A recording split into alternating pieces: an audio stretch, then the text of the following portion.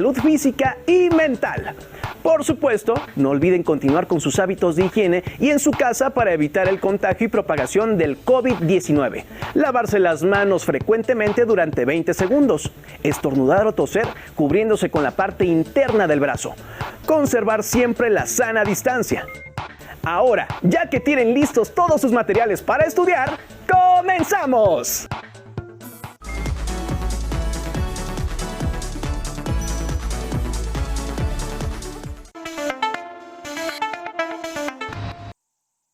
Clasificación A. Apto para todo público.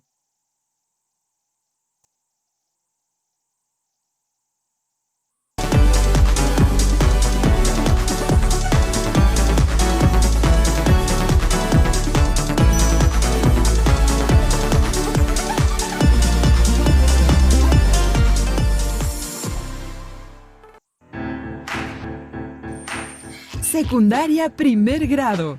Tecnología. ¿Qué utilizo? Identificar qué herramientas, máquinas e instrumentos se utilizan en diversos ámbitos de la tecnología. ¿Cómo están? Bienvenidos y bienvenidas a una sesión más de Aprende en Casa, una estrategia de la Secretaría de Educación Pública que les ofrece clases a distancia para que continúen sus estudios en lo que llega el momento adecuado para que regresen a la escuela. Esta sesión corresponde a la asignatura de Tecnología de primer grado de secundaria. Les sugerimos que preparen papel y lápiz para que anoten lo que más les llame la atención y realicen las actividades que les indicaremos más adelante.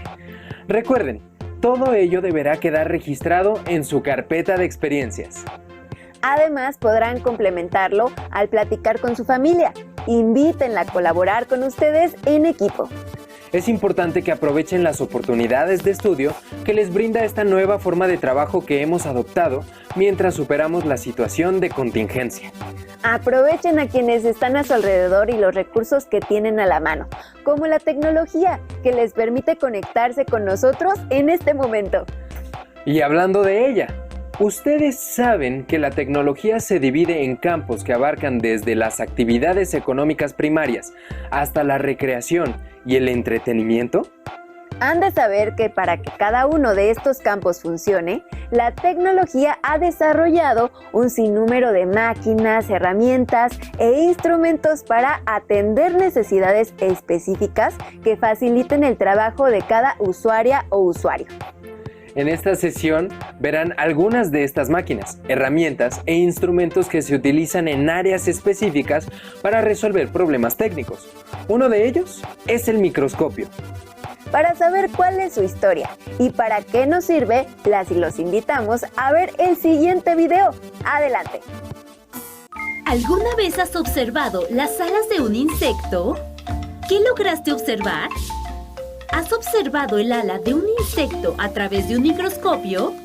¿Cómo es? Te invito a que compares cómo se ven las células y los tejidos a simple vista y a través de un microscopio. Los primeros conocimientos de la célula se obtuvieron en el siglo XVI, gracias a la creación del microscopio. Este instrumento óptico está formado por una o varias lentes que aumentan la capacidad de observación de los objetos.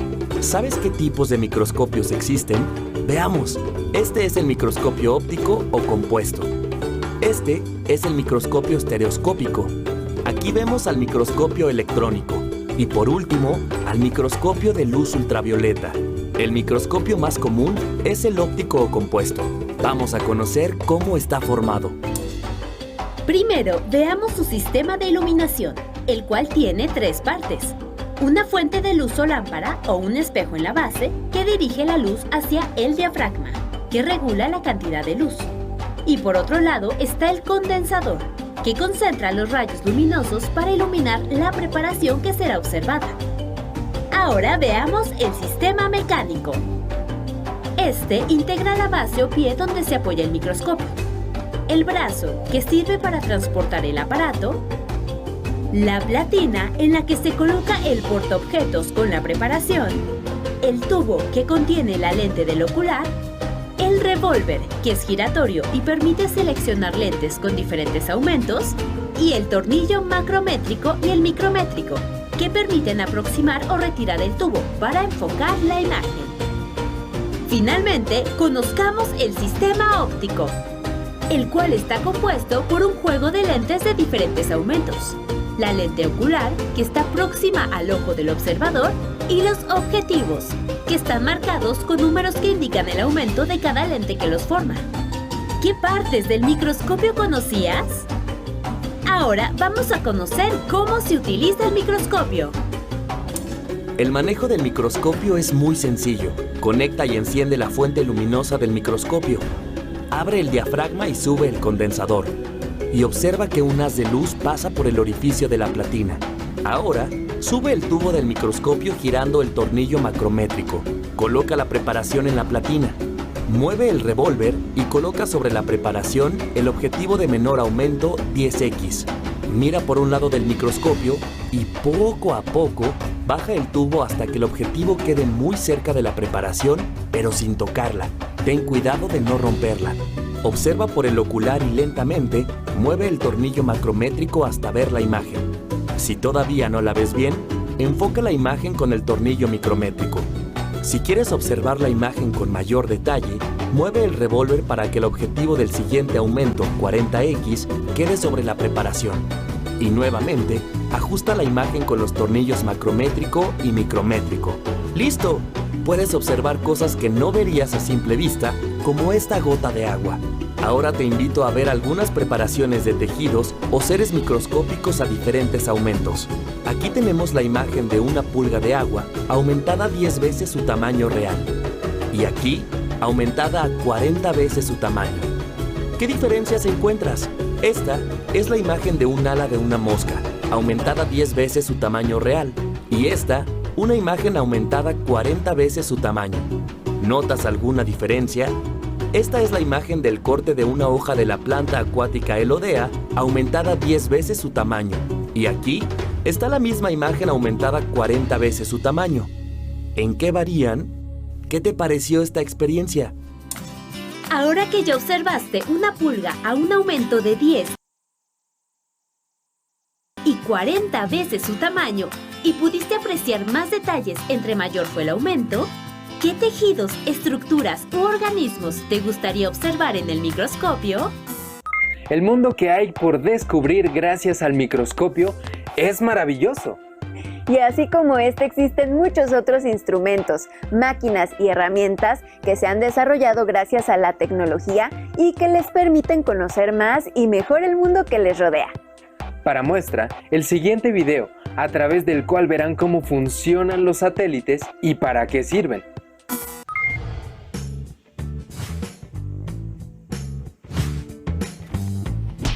Hola, ¿cómo están? Estoy alistándome para salir. El pronóstico del estado del tiempo indica que estará soleado durante la mañana y mediodía y que habrá lluvias por la tarde y noche. Así que mejor cargo con mi impermeable. ¿Alguna vez se han preguntado cómo es que podemos saber al momento el pronóstico del estado del tiempo?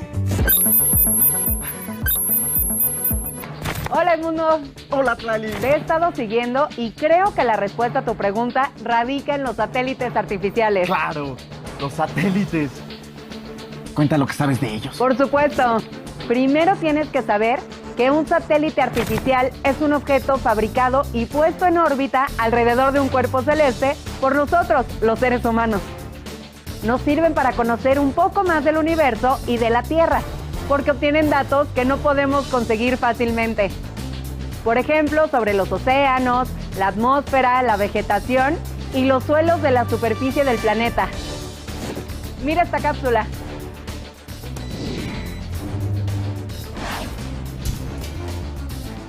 Los satélites se lanzan al espacio por medio de un cohete y están programados para seguir una ruta según la tarea que vayan a cumplir. Tienen dos partes principales. La antena, que recibe y envía información. Y la fuente de alimentación, baterías o paneles solares que les proveen de energía para funcionar. Los satélites capturan los datos y los descargan en estaciones terrenas, donde son almacenados para que la comunidad científica los analice. Los más de 3.000 satélites artificiales que giran alrededor de la Tierra brindan información para comprender diversos procesos que ocurren en ella. Hay dos tipos básicos de satélites según la dirección en la que se mueven. Los polares, que van de polo a polo, Y los geoestacionarios, que orbitan sobre el ecuador siguiendo la rotación del planeta. Otros satélites, los geosincrónicos, viajan a la velocidad de rotación de la Tierra, en una órbita con inclinación variable respecto al plano del ecuador. Se encargan de enviar los datos para elaborar los pronósticos del estado del tiempo y para el funcionamiento de las telecomunicaciones. Y los satélites heliosincrónicos son aquellos que pasan cada día a la misma hora sobre un punto del planeta. ¡Ah! Entonces los satélites geosincrónicos son los que obtienen los datos para pronosticar el tiempo. Así es, Edmundo. Los satélites captan las condiciones de la atmósfera, como el movimiento de las masas de aire, la presión atmosférica, la humedad, el viento y la temperatura. Con esta información, los especialistas realizan el pronóstico del tiempo para un día, una semana o un poco más. Y seguramente también observan los eventos naturales como huracanes y tornados. Sí, ayudan a identificar la trayectoria que siguen y a reconocer si representan un riesgo para la población. O cuando el evento ya se presentó, analizar sus efectos en el territorio. También permiten estudiar las condiciones de la atmósfera, los tipos de vegetación y el cambio climático. También son los encargados de las telecomunicaciones y de que tengamos sistemas como el GPS y el Wi-Fi en nuestros dispositivos. Entonces, tú y yo, Tlali, no podríamos estar platicando ahora si no hubiera satélites artificiales. Mejor dicho, no funcionarían muchos de los aparatos y aplicaciones que usamos en la vida diaria.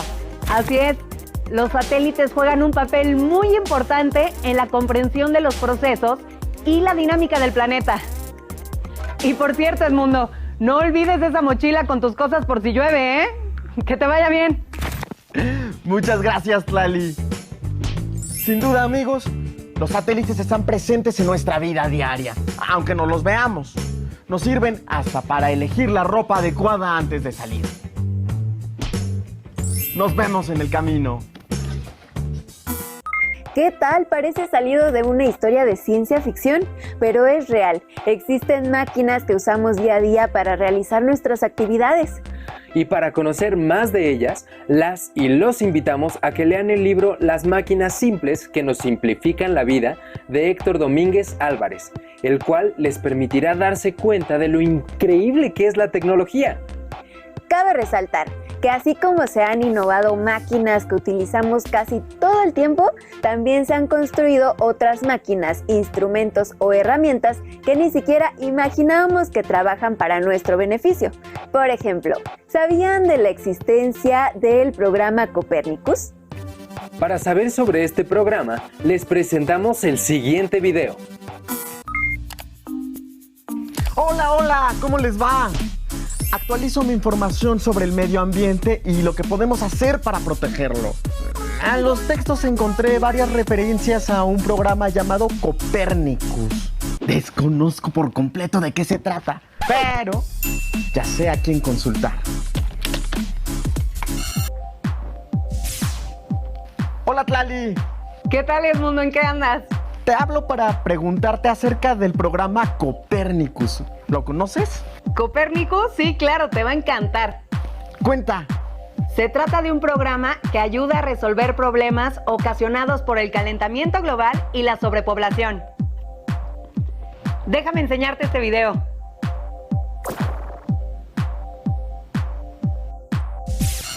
Copérnicus es una iniciativa de la Comisión Europea y de la Agencia Espacial Europea para observar la Tierra a través de una red de satélites. Su principal objetivo es monitorear el ambiente, para entender mejor sus cambios, el origen de los mismos y su influencia en la vida de las personas. Así, ayuda a la protección del entorno, la salud y la seguridad de la población. Cuenta con una constelación de satélites, llamados Sentinels. Y con sensores instalados en la Tierra, los cuales se encargan de vigilar de forma permanente el estado del planeta. La información obtenida de los satélites artificiales es procesada en un sistema de información geográfica y este permite crear o sobreponer mapas de diferentes tipos para conocer algún suceso del espacio geográfico que afecte al ser humano. Los datos obtenidos hacen posible ver tanto el comportamiento actual del planeta como su evolución a lo largo del tiempo, además de crear comparativos o prospectivas para establecer medidas a seguir en determinadas áreas. Copernicus trabaja 6 temas: vigilancia atmosférica, monitoreo de océanos y mares, inspección de continentes, cambio climático, gestión de emergencias y de seguridad.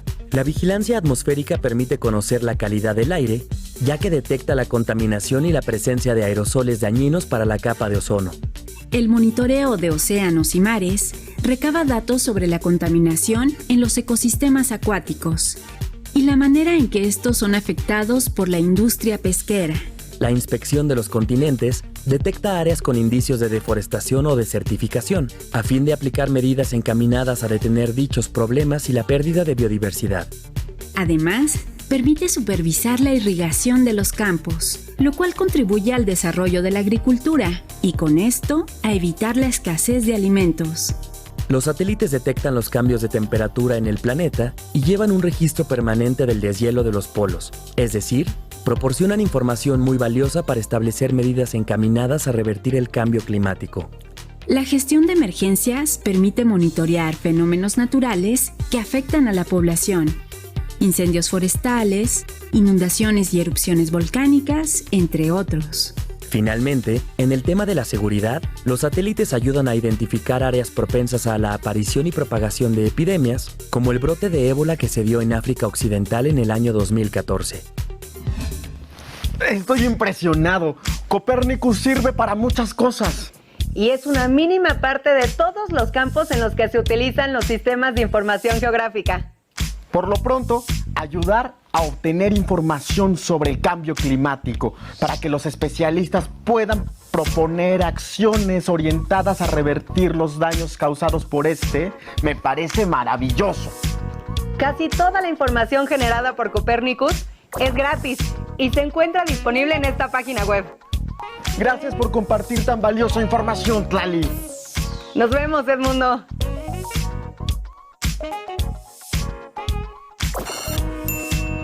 Sin duda, esta iniciativa procura el cuidado de nuestro planeta. ¿Y ustedes? ¿Para qué problema de su localidad utilizarían Copernicus? Nos vemos en el camino. ¿A poco no están igual de sorprendidas y sorprendidos que yo? Platiquen y compartan esta experiencia con su familia y luego pregunten si alguien ya sabía del programa Copernicus, qué piensan del trabajo que éste realiza y qué otra información les pueden proporcionar sobre el mismo. Aunque es difícil creer que este tipo de máquinas, instrumentos y herramientas tecnológicas existan, así es. Con el control y monitoreo del ser humano, están trabajando en todo momento para mejorar las condiciones de vida de la humanidad, incluso sin que nos demos cuenta. Como última actividad, escriban un relato parecido a una película futurista de ciencia ficción. Para ello, ubíquense en un día normal e identifiquen toda la tecnología que usan. Luego, imaginen esa misma tecnología, pero con otras características. ¿Cómo sería en el futuro? Posteriormente, compartan su relato con su familia y pidan a las y los adultos que les platiquen cómo han cambiado la televisión, el teléfono o la computadora y escriban lo que les platiquen. Por último, guarden todas sus actividades, junto con las anotaciones que hayan realizado a lo largo de la sesión en su carpeta de experiencias. Podrán compartirlo con su docente y su grupo cuando regresen a la escuela. Hemos llegado al final de esta sesión, pero no olviden que las y los estaremos esperando en la siguiente emisión de Aprende en Casa. Mientras tanto, recuerden cuidar su salud y la de sus seres queridos. Sean pacientes con su familia para que puedan trabajar en equipo y con empatía. Nos vemos pronto.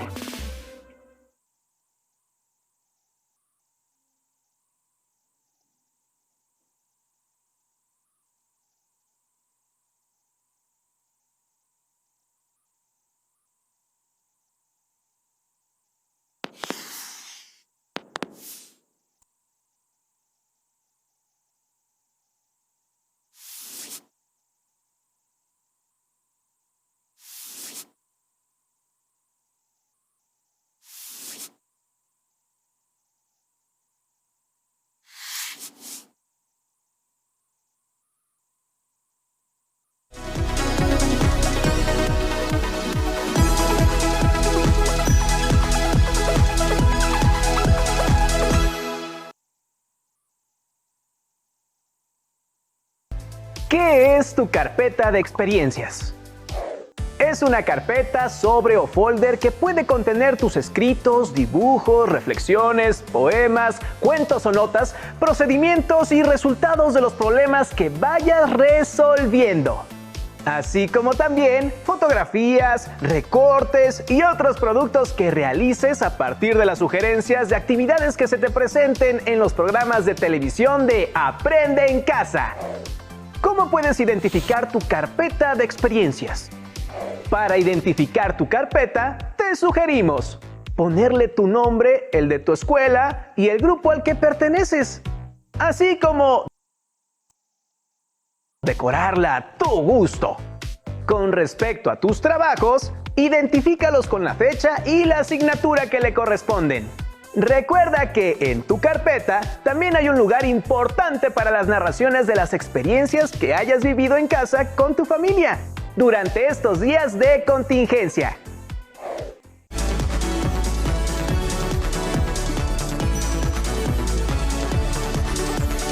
Te invito a ver los programas de Aprende en Casa para secundaria que hicimos para ti y que contienen lo más importante de los temas de cada asignatura.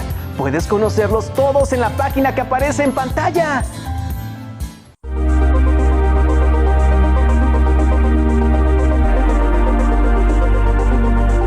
Che anli coronavirus chonkol ik'escheyel mahlel chebu anyak. Yekuyula mahlel ki escuela. Liño sho mach mehlo kilok el titroniel. Mukish y pensa liño che mañop ikyakin. Tilakpeh yelel hinyon chahach añola tilakoyoch. Chaan maan mi kyajonla. Y mach falta mach mi pensalin ibu kikahnyuk olohach. Mi beche añola ili meh milaktien chahpan chuki milakmel. Yo milakle maish milak tzalen lakbeh. Chaan milak pensalin lakbeh tilakpeh kelel. Y milaktien kunyitian lakbeh. Importante maan milakulaan lakbeh. Porque meh lakuk en lakbeh li coronavirus. Y más wokolish me lokel. Maan milakwen pensalin. Che milaknyatian isumlel. Che kachish lakuk en lakbeh. Che buan lakchaan. Mach bubaan i chaan lakpiul. Bache yilal mawilan. Che temel milakchahpan. Chonko laktien kunyitian lakbeh. Y oj honyola. Che temelonla. Meh las ganarin li coronavirus.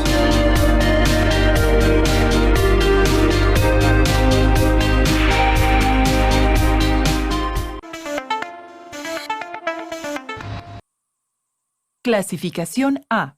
Apto para todo público.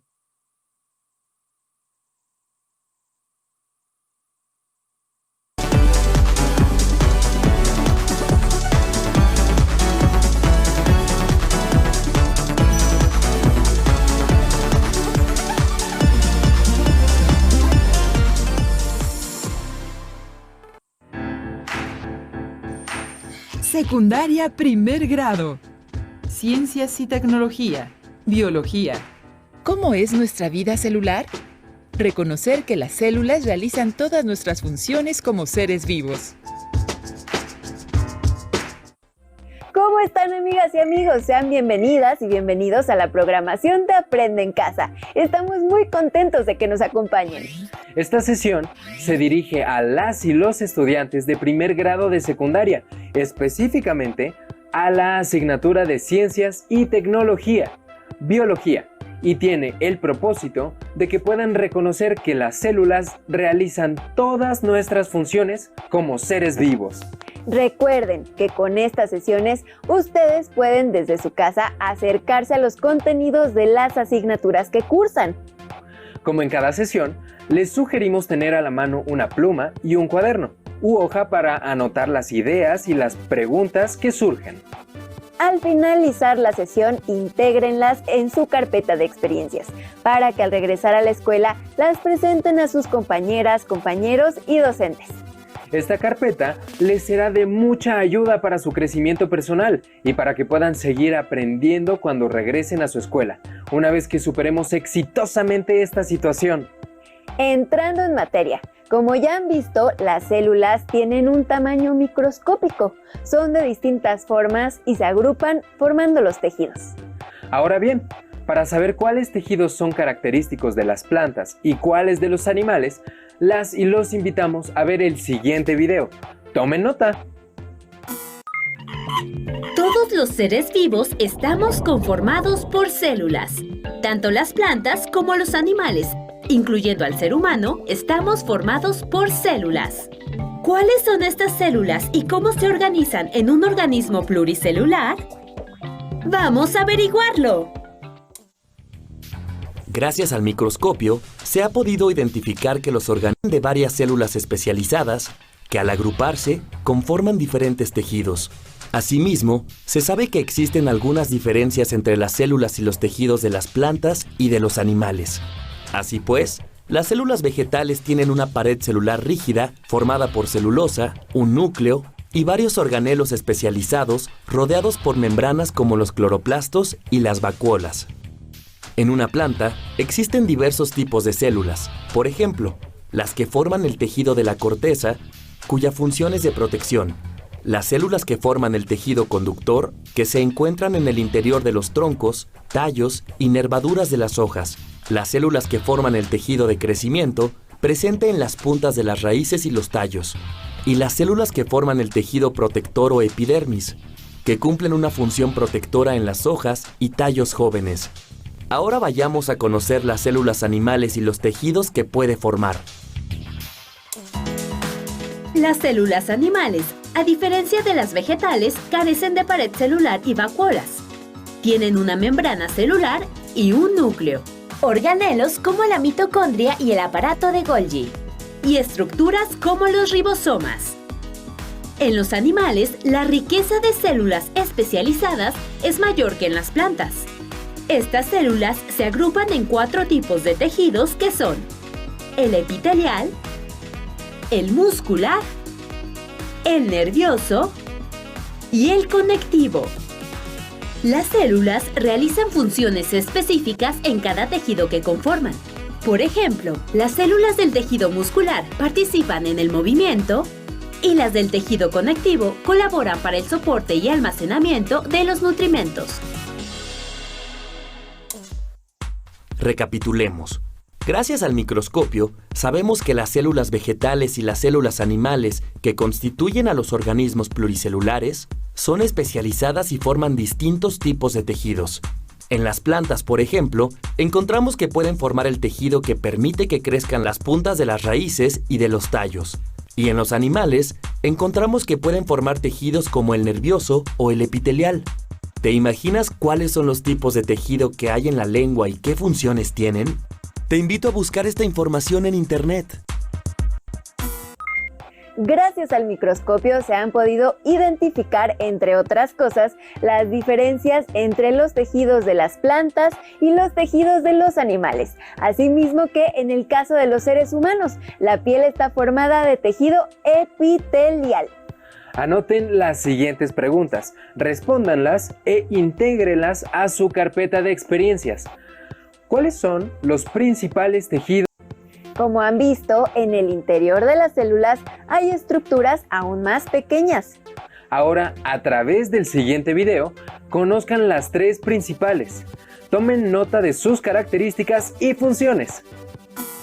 ¿Sabías que hasta que se inventó el microscopio electrónico, fue posible ver las estructuras celulares como la membrana celular, el citoplasma y el núcleo?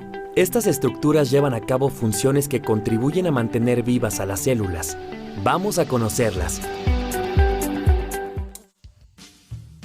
La membrana celular es la estructura que envuelve a la célula y la separa del entorno. Tiene un grosor de 7.5 nanómetros, por lo que solo es visible a través del microscopio electrónico. Está formada por 2 capas de lípidos e intercaladas tiene proteínas, colesterol e hidratos de carbono. Conserva la integridad de la célula, aislándola del medio y de otras células. Tiene permeabilidad selectiva, ya que posee la capacidad de regular la entrada de sustancias nutritivas. Y posee receptores químicos o proteínas de reconocimiento para recibir señales y permitir la interacción entre las células. Cabe resaltar que estos receptores también pueden identificar a las hormonas y responder de manera específica, inhibiendo o estimulando las actividades internas, como el crecimiento de la célula o el inicio de la división celular. El citoplasma se encuentra entre el núcleo celular y la membrana celular. Cuenta con una porción soluble que se llama citosol, formada por agua, proteínas y sales inorgánicas, y en la cual se lleva a cabo la degradación y síntesis de moléculas como la glucosa. En el citoplasma flotan los organelos, y también se encuentra la red de filamentos que le dan forma y organización interna a la célula y que permiten su movimiento. A estos filamentos se les denomina citoesqueletos. El núcleo se encuentra en las células eucariontes. Está formado por una membrana que contiene el material genético que participa durante la reproducción celular y es el centro de control de la célula. A su vez, la membrana nuclear está formada por una doble capa con poros que permite el intercambio de sustancias para la correcta regulación de la expresión del material genético. Si bien la célula se considera la unidad de vida más pequeña, la ciencia ha podido comprobar que posee estructuras aún más pequeñas, como la membrana celular, el citoplasma y el núcleo. Asimismo, las funciones de dichas estructuras contribuyen a mantener a la célula con vida, pues la protegen, seleccionan las sustancias que requiere, mantienen los nutrientes que necesita y regulan su crecimiento y reproducción. ¿Qué otras estructuras celulares contribuyen a mantener con vida a la célula? El conocimiento de las células se ha incrementado gracias al uso de microscopios cada vez más potentes, mismos que han permitido conocer su tamaño, composición y funciones. Anoten y respondan las siguientes preguntas. ¿Cuáles son las principales características de la membrana, del citoplasma y del núcleo? ¿Qué funciones cumple cada una? No olviden incluirlas en su carpeta de experiencias. Ahora, den un vistazo general a la cantidad y diversidad de estructuras celulares a través del siguiente video. ¿Sabías que existen organismos formados por solo una célula, como las bacterias, y organismos que estamos formados por millones de ellas, como las plantas?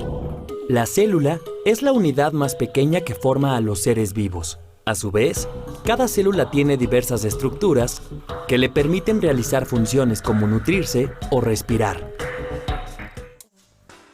Te invito a conocer los diferentes tipos de células que existen y sus estructuras básicas. Por sus estructuras u organelos, las células se dividen en dos grandes grupos, las eucariontes y las procariontes. Las células eucariontes se encuentran en organismos unicelulares como los protozoarios y algunas algas, y en pluricelulares como hongos, plantas y animales. Se caracterizan principalmente porque tienen un núcleo, el cual es una doble membrana denominada envoltura nuclear, que rodea al ácido desoxirribonucleico o ADN, que recibe el nombre de cromatina.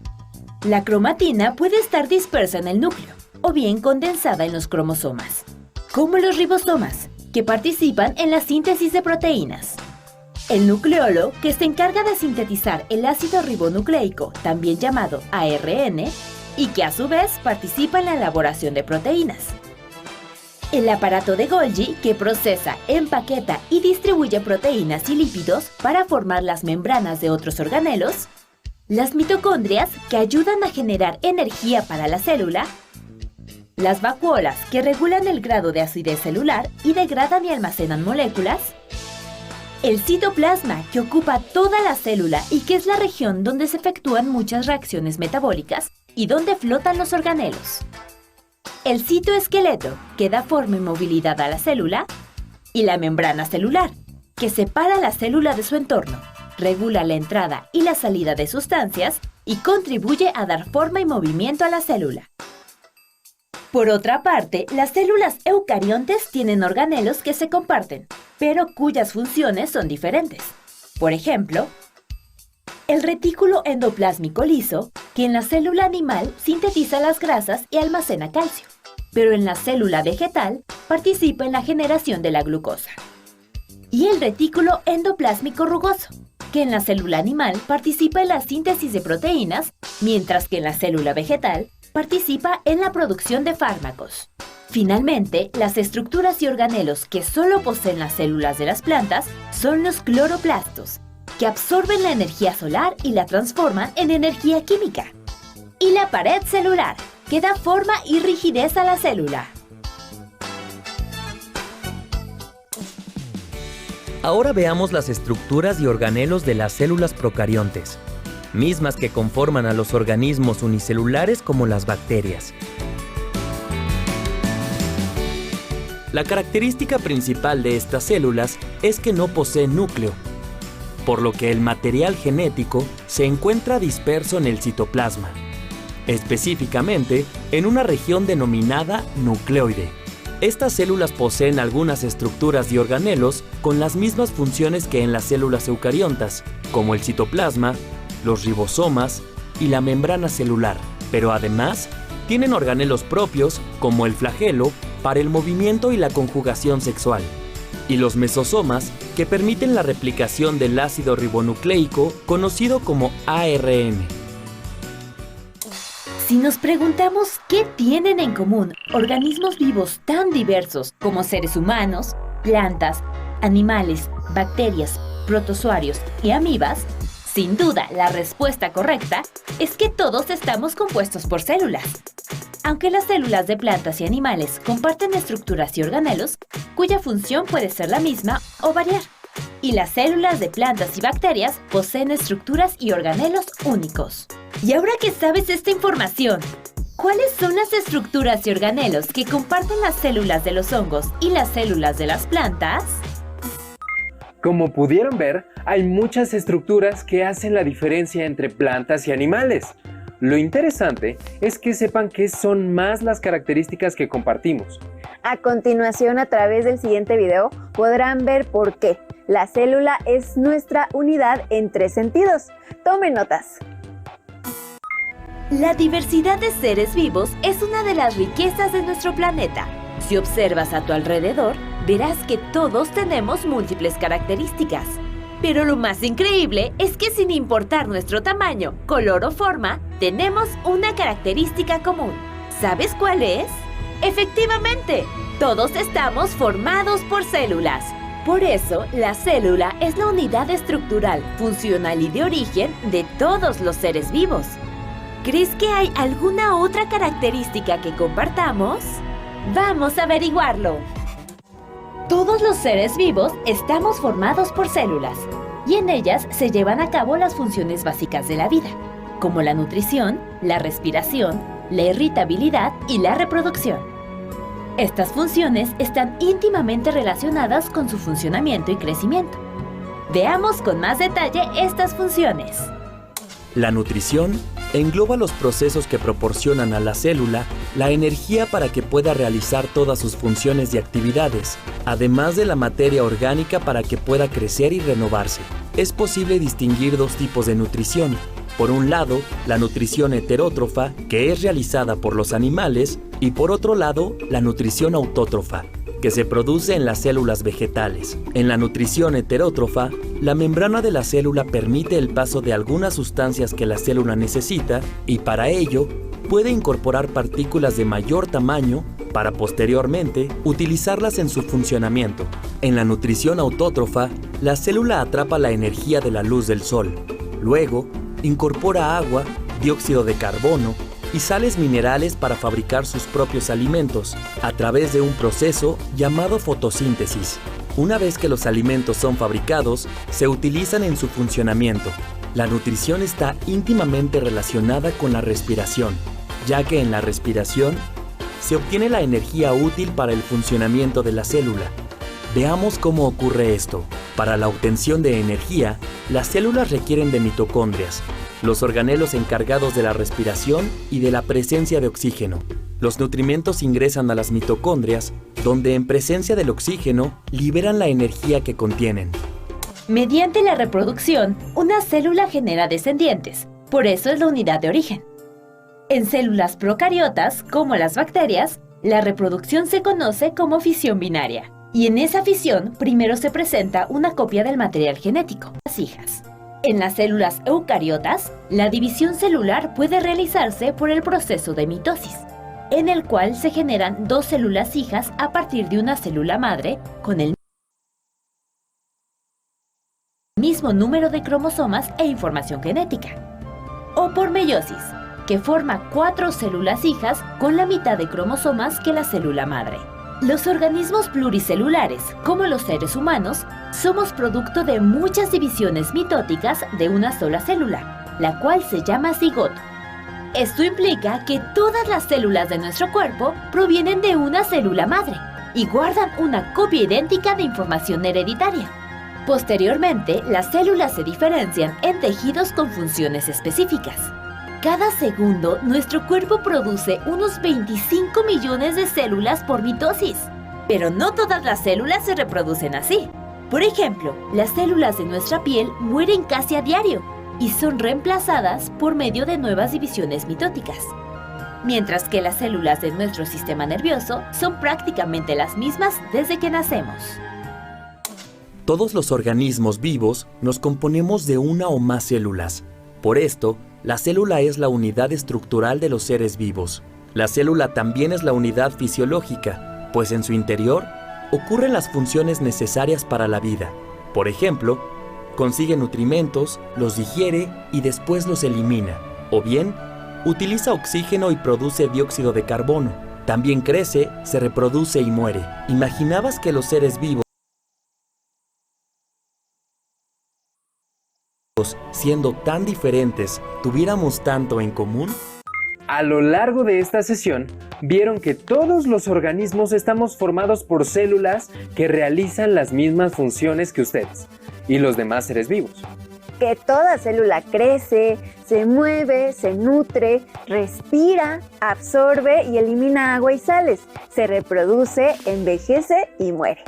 Y que las células de las plantas tienen la capacidad de producir sus propios alimentos. Ahora, las y los invitamos a que expliquen con sus propias palabras por qué se le considera a la célula como unidad estructural, fisiológica y de origen de todo ser vivo.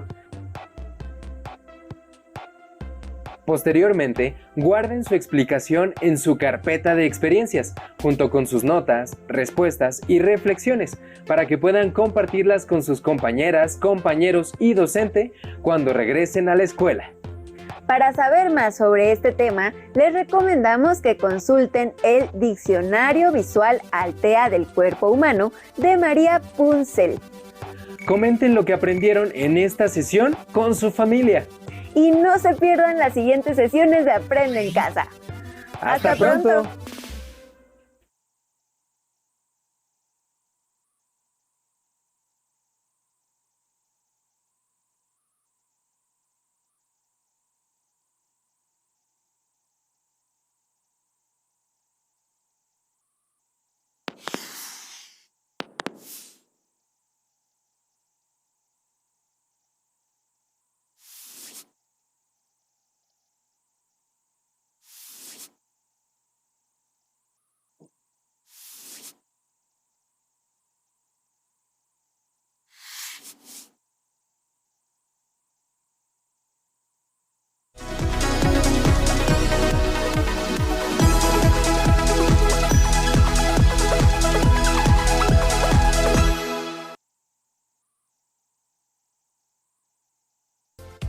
¿Cuál es la función de tu carpeta de experiencias? Funciona como una valiosa herramienta que te permitirá guardar, ordenar y sistematizar los productos que realices día con día, como escritos, dibujos, reflexiones o resolución de problemas, entre muchos otros que realices en tu casa durante este periodo de emergencia para fortalecer tus aprendizajes. Además, te permitirá consultarlos en el momento que consideres adecuado para enriquecerlos, ampliarlos o modificarlos conforme avances en tus saberes. Es importante tener presente que los productos de tu carpeta los puedes mejorar cuando alguien de casa te da sus puntos de vista. Tal vez te sorprendas o tú sorprendas a los demás. También funcionará para que cuando regreses a clases, tus maestras y maestros puedan valorar tus experiencias de aprendizaje en casa.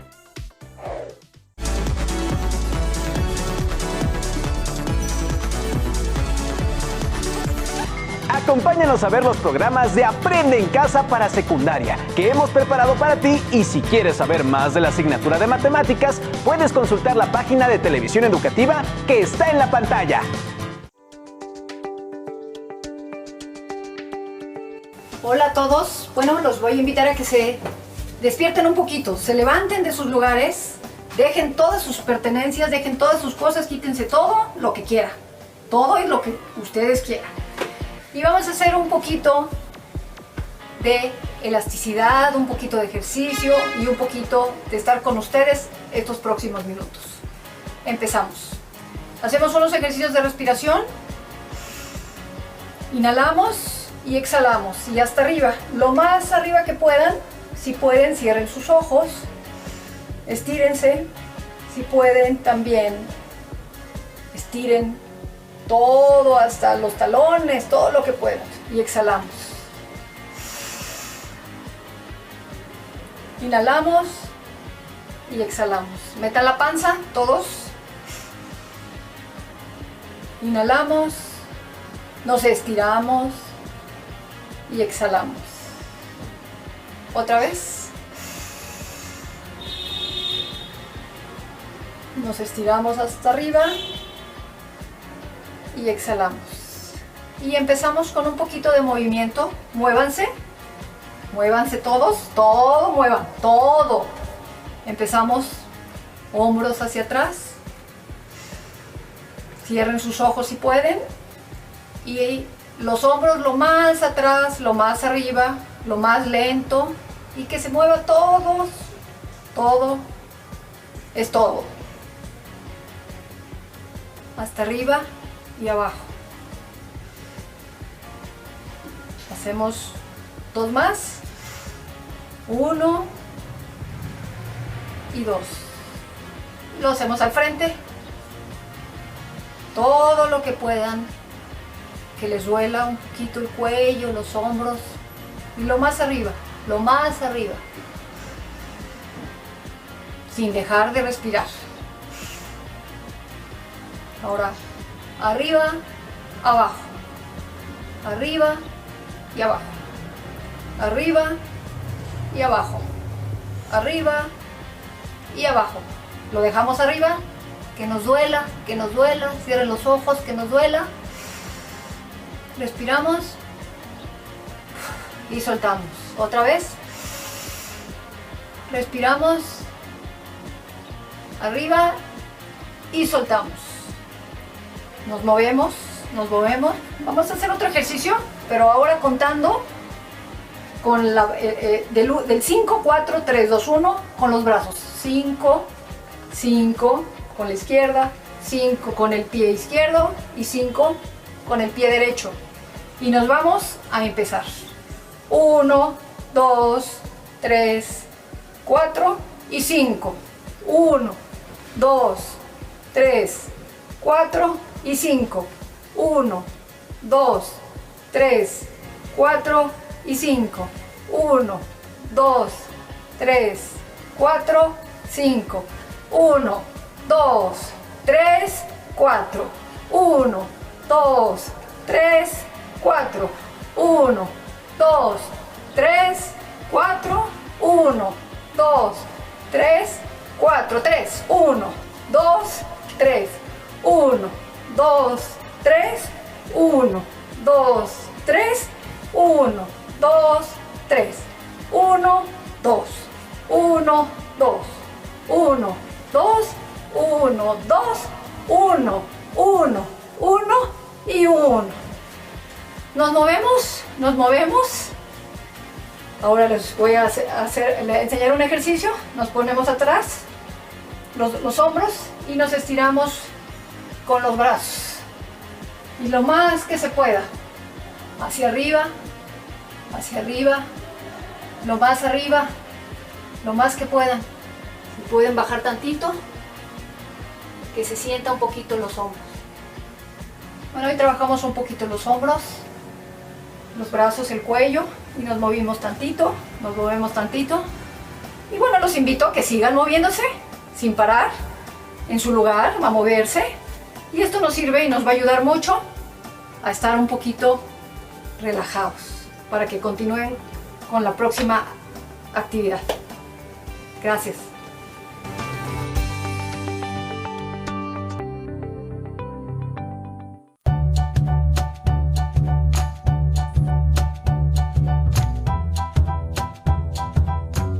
¿No tienes tu libro de texto a la mano? Llámanos y te apoyamos. 55 36 01 75 99 o al 800 288 66 88.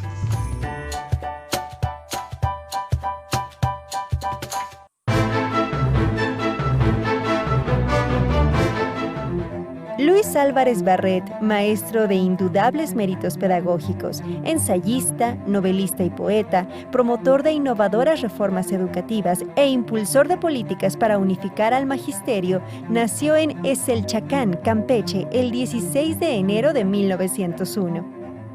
En su infancia, tuvo la oportunidad de estudiar en la Escuela Modelo número 1 de Campeche, fundada por el notable profesor Luis Aborgard, discípulo de Enrique Rebsamen, que revolucionó los hábitos escolares en materia de educación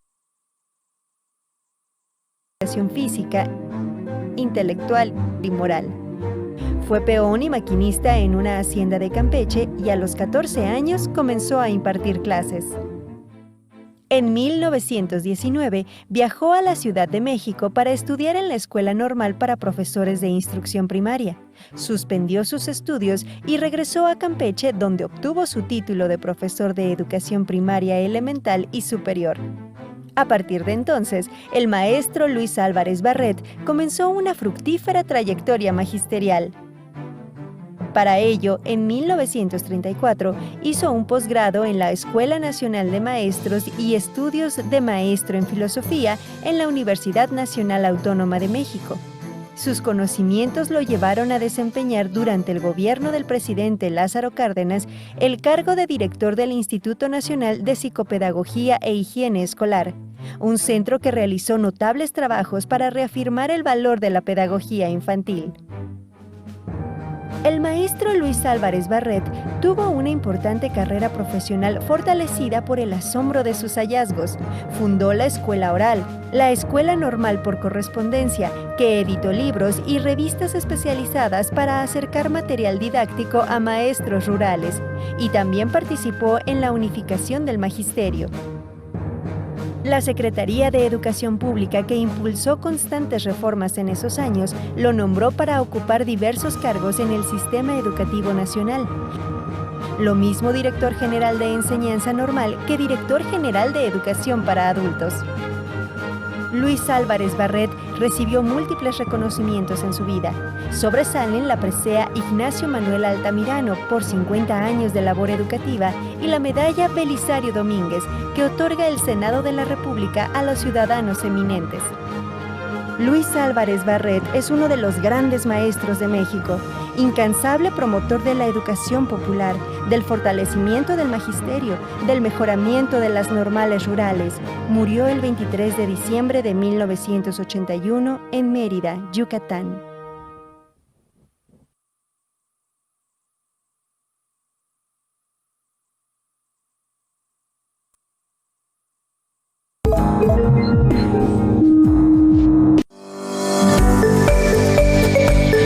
Hasta ahora no existe una vacuna ni medicamento antiviral específico que prevenga o erradique el COVID-19. Los afectados de esta infección deben recibir atención médica para aliviar síntomas y, en casos graves, ser hospitalizados. La mayoría de los pacientes se recupera con medidas de apoyo. Actualmente se investigan posibles vacunas y tratamientos específicos y ya existen ensayos clínicos que están por ponerse a prueba. La OMS coordina los esfuerzos dirigidos al desarrollo de vacunas y medicamentos para prevenir y tratar el COVID-19.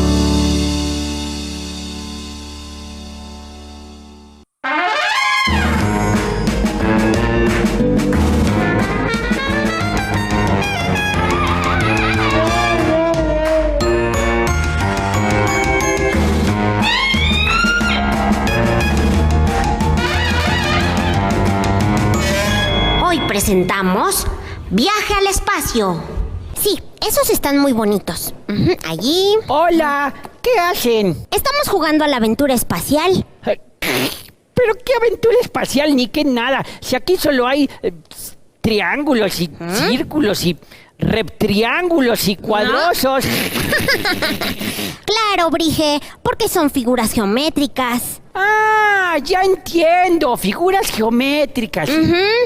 No entiendo nada. Ay, Brige, hay figuras geométricas en todos lados. Por ejemplo, algunos edificios son rectángulos.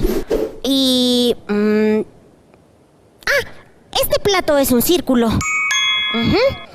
Y mira lo que hacemos con estos triángulos. ¡Guau! ¡Son estrellas! Sí, y estos círculos son planetas. ¡Oh! ¡Está increíble! Se me acaba de ocurrir una idea. Sí, Jess, ¿puedes poner este triángulo en medio del espacio? Bridget, no entiendo. ¿Qué hace un rectángulo en medio del espacio? Ah, es que si le pones un triángulo en la punta, entonces se convierte en un cohete espacial que viaja por todo el universo. ¡Wow! Ahora sí me sorprendiste, Bridget. Claro. Nuestro espacio está quedando padrísimo. Lástima que no podemos hacer una lluvia de asteroides. ¿Y quién dice que no podemos hacer una lluvia de asteroides? ¡Cuidado! ¡Protéjanse! Porque ahí viene una lluvia de asteroides.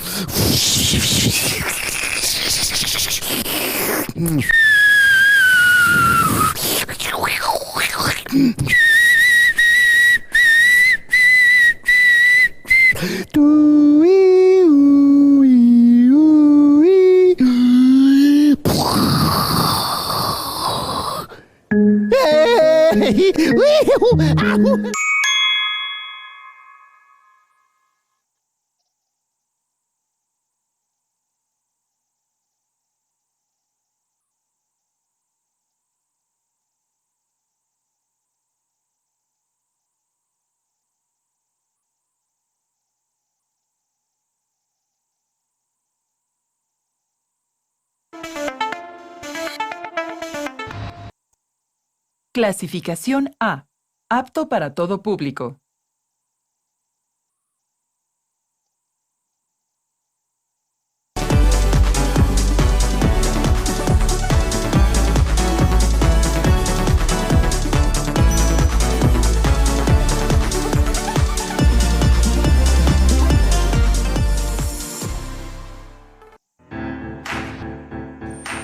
Secundaria primer grado. Lengua materna, español. Donde viven todos los cuentos contados. Identificar estrategias para escribir una trama y reconocer la importancia de establecer relaciones de causa y efecto en una narración. ¿Qué tal, alumnas y alumnos? Les damos la bienvenida a Aprende en Casa. Estamos por comenzar una sesión de lengua materna español de primer grado. Nos da mucho gusto que nos acompañen nuevamente en nuestra programación. Esperamos que todo marche lo mejor posible en sus casas y con sus familias. Les recordamos que durante estos días es muy importante colaborar con nuestros seres queridos en todo lo que haga falta, siempre con disposición y empatía. También les sugerimos que los inviten a reflexionar y platicar con ustedes acerca de lo que veremos en esta emisión.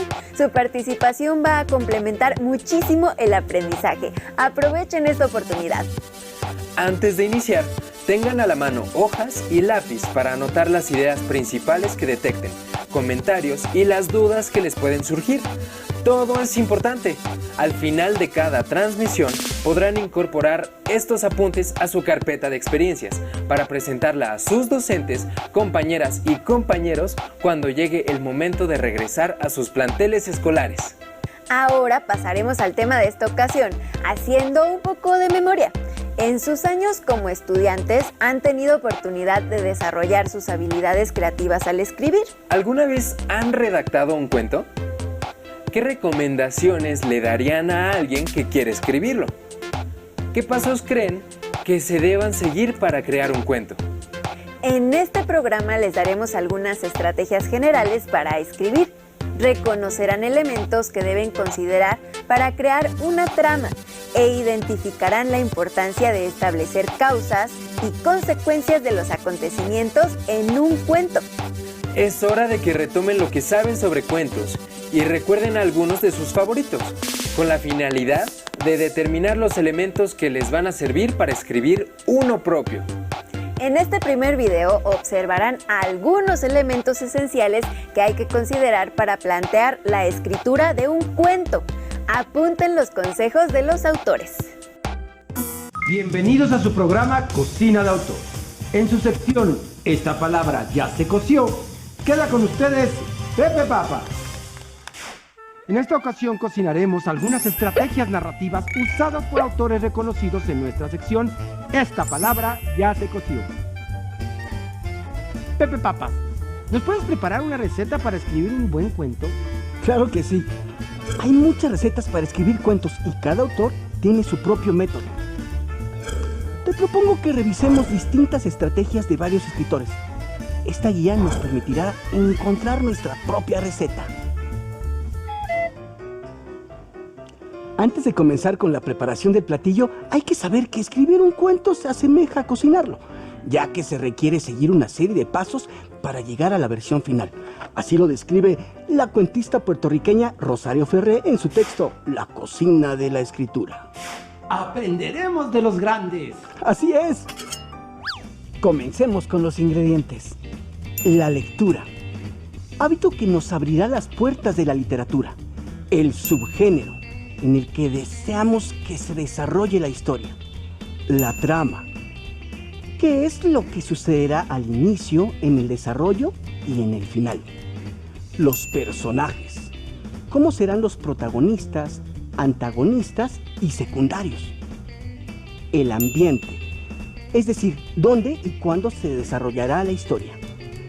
Y el ingrediente final, que es muy importante, la revisión del cuento. Ya cuento con todos los ingredientes. ¿Qué sigue? Comienza la preparación. El punto de partida y de sazón de nuestra receta es la lectura. Esto es lo que recomienda el escritor estadounidense de ciencia ficción, Ray Bradbury. Engulle obras literarias de calidad para así ampliar las herramientas con las que luego podrás crear las tuyas. Vive en la biblioteca, no en tu computadora. El siguiente paso es decidir qué subgénero queremos desarrollar. Policíaco, cuento tradicional, ciencia ficción, terror, aventura, histórico, etc. Para ayudarnos, podemos llevar una libreta a donde vayamos y hacer lo que recomienda la escritora española Rosa Montero. Toma notas de las cosas que te llamen la atención o te emocionen y déjalas crecer en la cabeza. Luego, comienza a escribir un texto en torno a una de estas ideas. Después, seguimos con la preparación y cocción de la trama.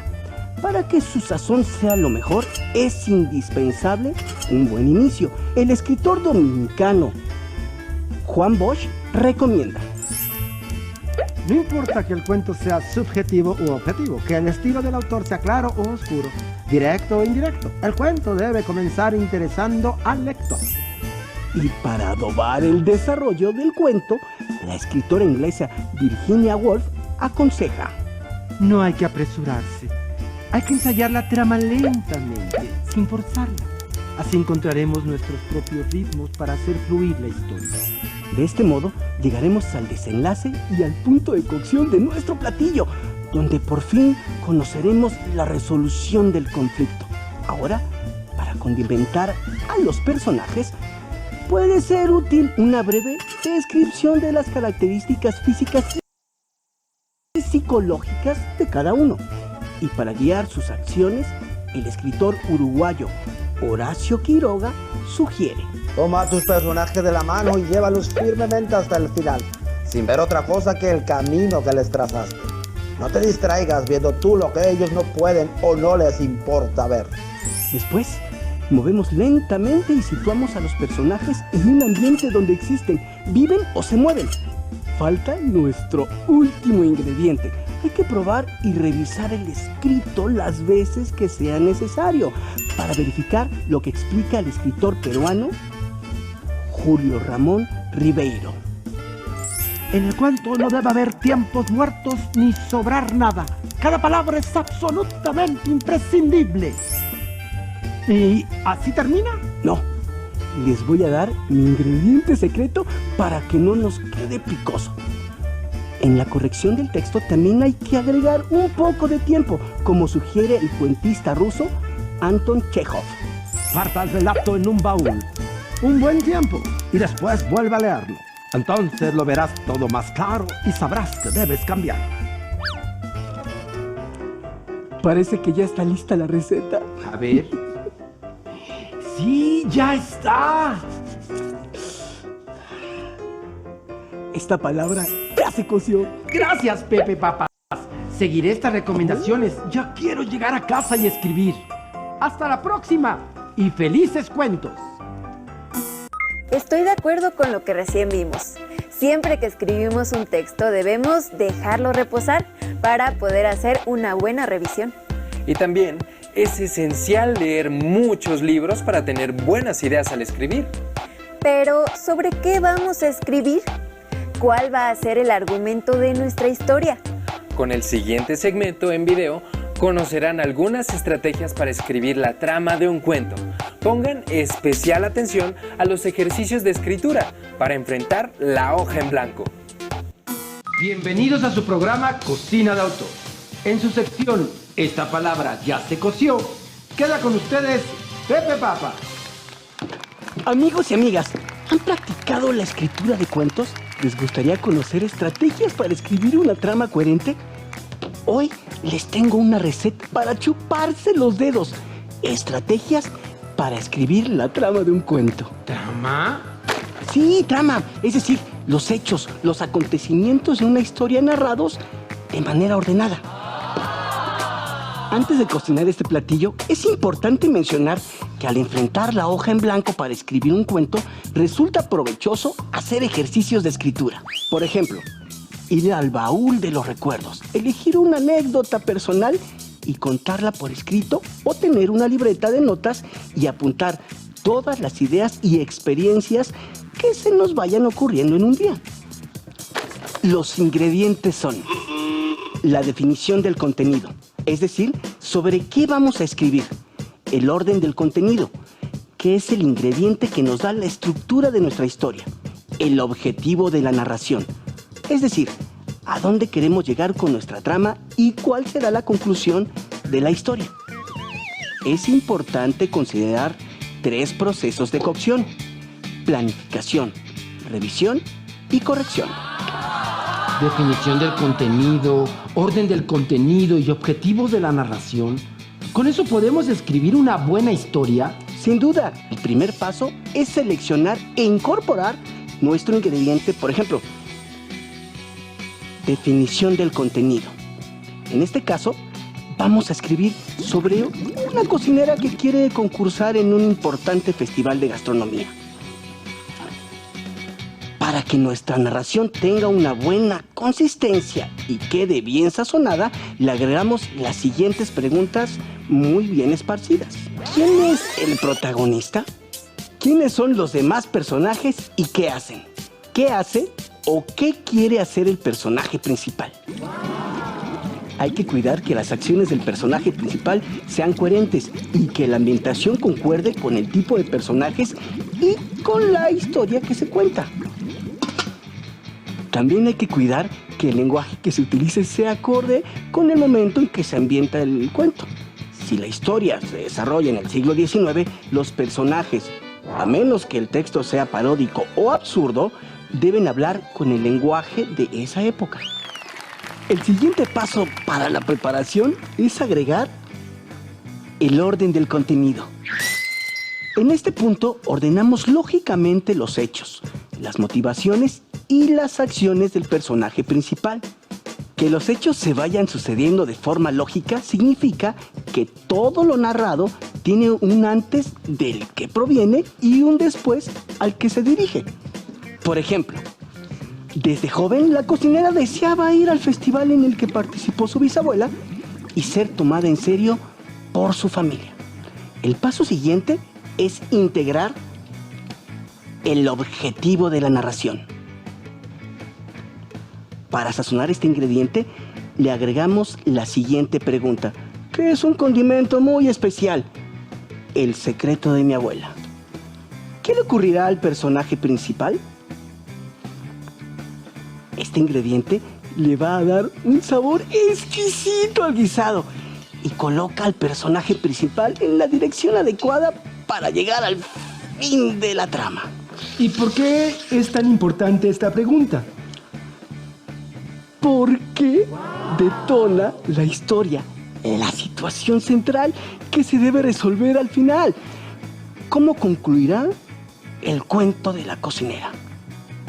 ¿Logrará su objetivo?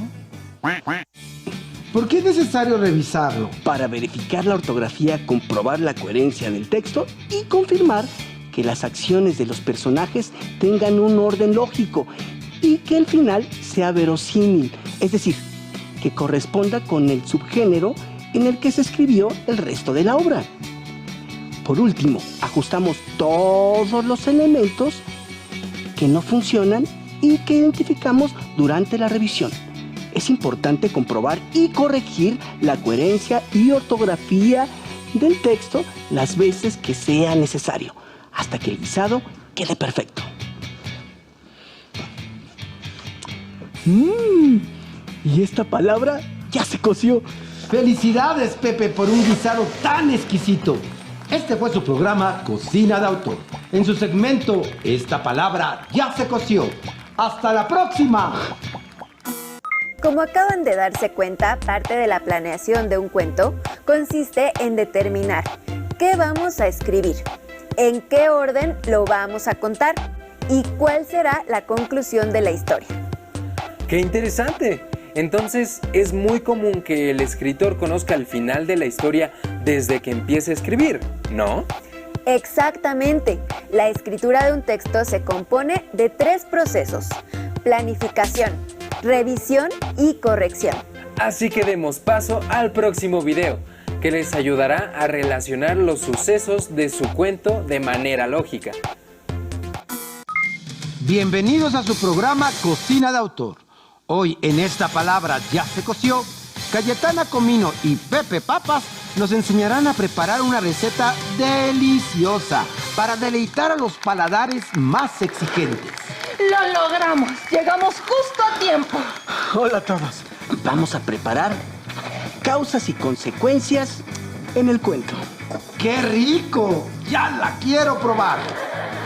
Para que nuestro platillo quede bien integrado, hay que tener en cuenta lo siguiente: cómo escribir una narración en la que los acontecimientos se relacionen entre sí de manera lógica.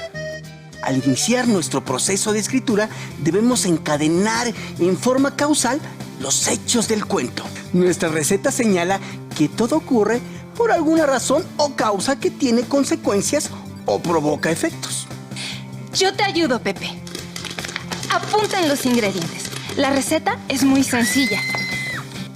Nuestro texto narrativo se compone de una serie de acontecimientos encadenados y relaciones de causa-efecto entre ellos.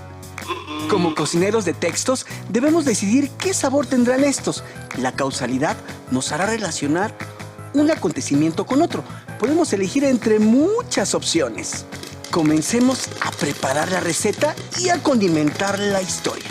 Tomemos un personaje y una situación para escribir un cuento. Por ejemplo, Cayetana recibe una carta. Ese es el acontecimiento y tenemos 3 posibilidades para que se presenten las relaciones de causa-efecto en la narración. A. La carta dice que un pariente ha muerto y le ha heredado una casa. B. La carta dice que debe realizar un viaje para visitar a un pariente que está enfermo. C. La carta contiene una invitación a la boda de su hermano a quien no ha visto en mucho tiempo. Imaginemos los posibles efectos para Cayetana y las maneras de cocinar y construir la trama. A partir de cada una,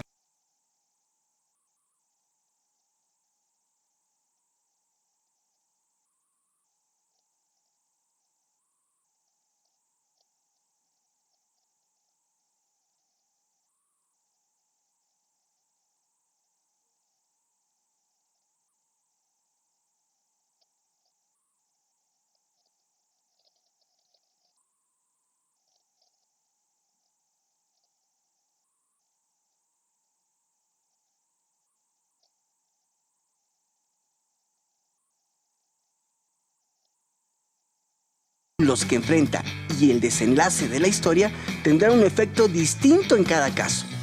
Algo importante en nuestra receta es distinguir entre el orden en que han ocurrido los acontecimientos narrados y el orden en que se presentan en el cuento. Muy buena observación, Cayetana. En el cuento clásico, por ejemplo, todas las causas y consecuencias son conocidas, porque no puede quedar ninguna acción o situación sin resolver. La causa inicial y el efecto final se narran de forma cronológica, es decir, los acontecimientos se ordenan de principio a fin. En el cuento fantástico y el cuento policíaco, la relación causa-efecto es muy importante en el desarrollo de la trama.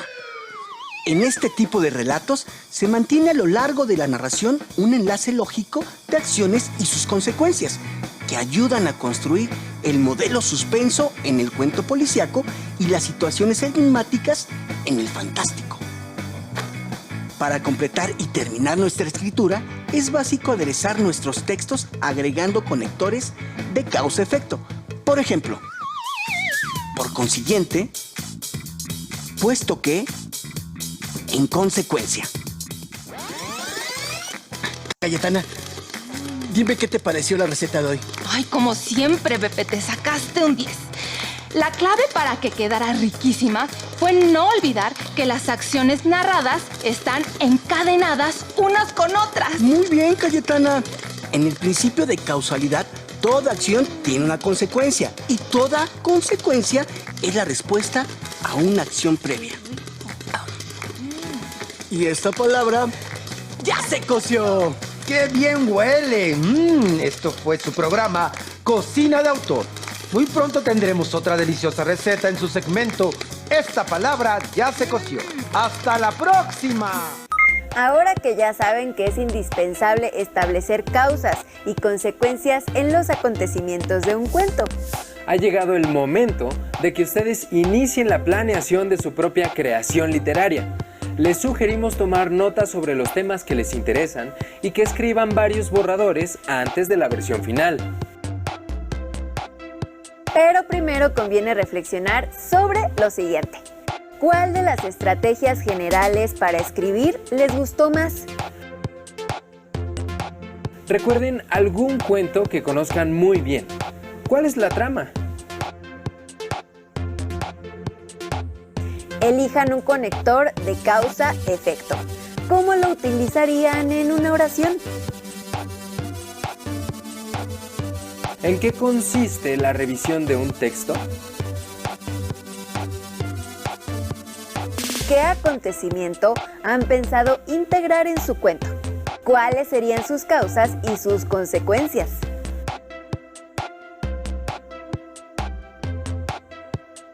Guarden sus respuestas en su carpeta de experiencias. Agreguen también las ideas que más llamaron su atención y las que hayan surgido de los videos presentados.